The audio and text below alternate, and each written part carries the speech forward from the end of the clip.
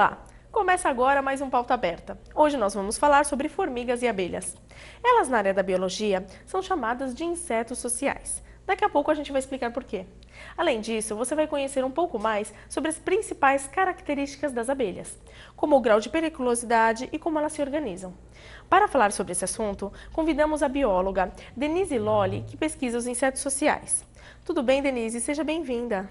Obrigada, eu agradeço o convite e a oportunidade de falar um pouco sobre os insetos sociais. Bom, formigas, abelhas são insetos sociais. Tem mais alguns insetos que são sociais também? Além das formigas, algumas espécies de formigas e de abelhas, existem também algumas espécies de cupins. Especificamente, você estuda só as abelhas sem ferrão? Isso. Existem muitas espécies de abelhas sem ferrão distribuídas em todas as regiões do planeta. As abelhas mais conhecidas da população em geral são as abelhas com ferrão, que tem aquela imagem de serem ruins, tal. Mas também existem as abelhas nativas do Brasil, que são abelhas sem ferrão, que existem diversas espécies e elas são também produtoras de mel e são inclusive utilizadas para a produção de mel em pequenas sociedades. E além disso, as abelhas de forma geral, elas são muito importantes para a polinização das plantas com flores. E diante disso, de toda essa importância das abelhas e da minha experiência em fisiologia, eu resolvi dar esse enfoque no meu trabalho. As pessoas veem as abelhas como insetos perigosos por causa de seus ferrões e também como produtoras de mel. Mas o que as pessoas não sabem é que existem algumas abelhas sem ferrão e que nem o mel de todas são consumíveis. Você pode explicar um pouquinho isso pra gente? Bom, essa imagem das abelhas, de forma geral, de serem perigosas, de ferroar as pessoas e matarem, inclusive, por muito também se iniciou pelo próprio cinema, com aqueles filmes das abelhas assassinas, etc. Mas as abelhas com ferrão, elas têm a sua origem na África e na Europa. As abelhas da África, elas eram muito predadas, as colônias destruídas por causa do mel. E nisso, ao longo das várias gerações, ao longo do tempo, as abelhas africanas elas foram sendo selecionadas quanto à agressividade. As colônias mais agressivas, elas sobreviviam a toda essa predação. E com isso, as abelhas mais agressivas sobreviviam. E, entretanto, as abelhas da Europa, elas também são as abelhas com ferrão e elas não são tão agressivas. E no Brasil, a apicultura, como é conhecida, né, em pequenas empresas, inclusive, que criam essas abelhas não tão agressivas, né, e são ótimas produtoras de mel. Elas são abelhas perigosas. Você não vai lá pensando que elas não vão fazer nada, porque são abelhas que elas vão ferroar. Entretanto, cautela sempre, né? Não são abelhas assassinas, abelhas ruins, mas são abelhas que têm como mecanismo de defesa ferroar. E além dessas abelhas com ferrão, existem as abelhas nativas do Brasil, as abelhas sem ferrão, que existem muitas espécies distribuídas ao longo de todo o território e as suas características fisiológicas, suas características da própria organização do ninho, elas variam muito de acordo com o local que a abelha vive. Sabe? É uma abelha de Mata Atlântica, uma abelha de cerrado, um ambiente mais quente, um ambiente mais frio. E dentre essa grande variedade de abelhas, algumas são são criadas para a coleta de mel, sendo mais outras espécies também. O seu mel dessas outras espécies não é muito bom para o consumo, porque o material que elas utilizam, às vezes, está contaminado com fezes de animais, com barro, de acordo com as espécies. Então, dentre essa grande variedade, tem as abelhas utilizadas para a produção do mel, né? Como que funciona a organização das abelhas, no geral? No geral, nas abelhas, nós temos 3 castas, que são chamadas.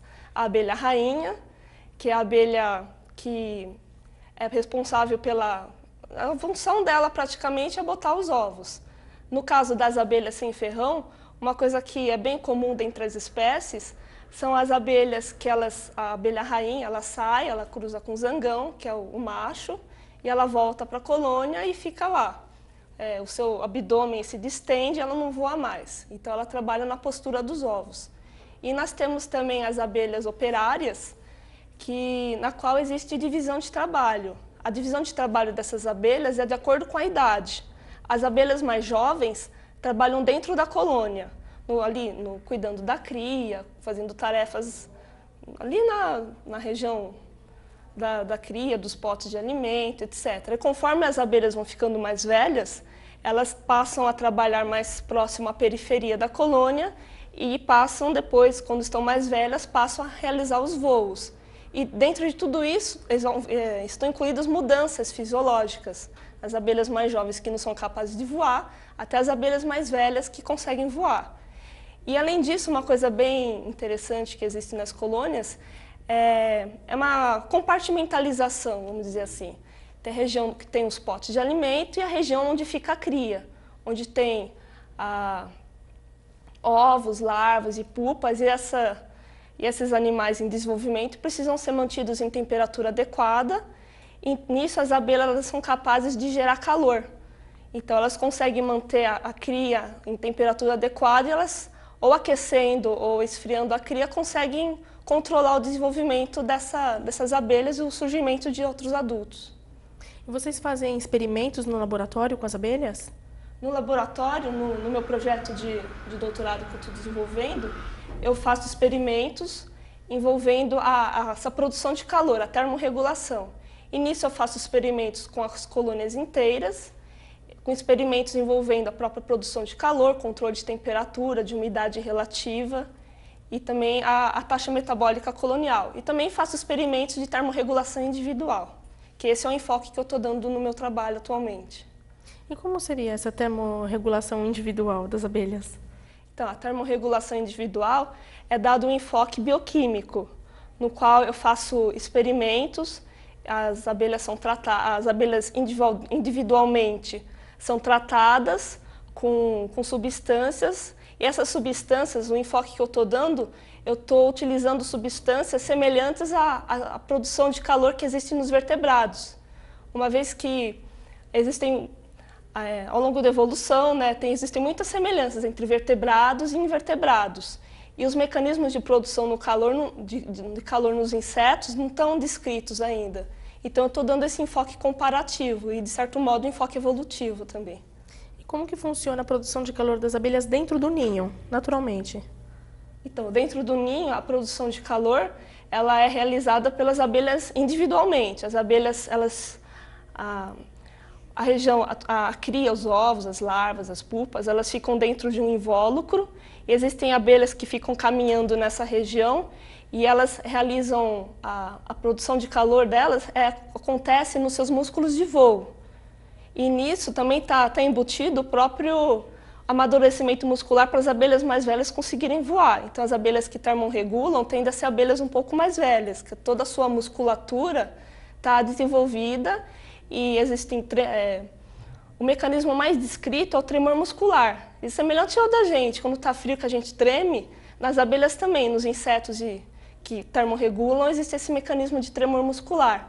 O enfoque que eu estou dando é também, além do tremor muscular, estudar os mecanismos de sinalização envolvidos, dando esse enfoque evolutivo, esse enfoque mais comparativo com os mecanismos de produção de calor nos vertebrados. Assim como os humanos, os insetos possuem características de organização social, no qual todos devem contribuir para o bem-estar da sociedade.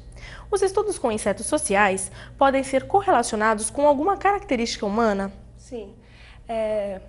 Existem alguns trabalhos na literatura citando algumas construções de arquitetura, as construções para a moradia de humanos construídas no Irã, isso construídas antes de Cristo.